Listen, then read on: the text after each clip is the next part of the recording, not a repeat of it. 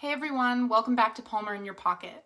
For this week's edition, we are going to be decoding museum labels. Stay tuned to hear about the function of labels and common misconceptions, as well as how each label has a distinct point of view. Hey everyone, it's Tess, and today I'm going to be breaking down the museum label. Labels are located next to every object in a museum exhibition. They give visitors information on the details of the work, the artist, and a brief description of the piece. Look at the label for this photograph by Frank Paulin. What components do you see? Well, you can see the photograph is titled Flower Messenger, Times Square, and that it was taken in 1955 by Paulin, who was an American born in 1926.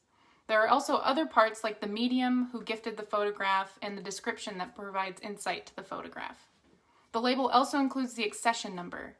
These numbers are unique to each object in a collection and helps museum staff keep track of everything. The number of this photograph means that it was acquired in 2015, and it was the 145th acquisition of that year. Hi everyone, Uchenna here.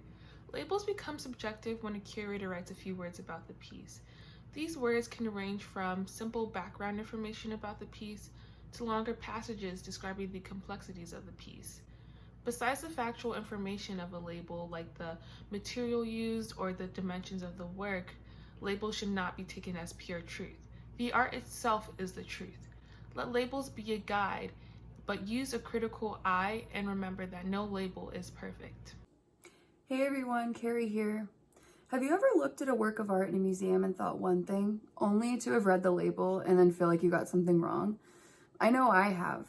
While museum labels share important information about works of art, like how they fit in with the exhibition theme, it's important to keep in mind that they're written by museum staff with a specific point of view toward a specific goal.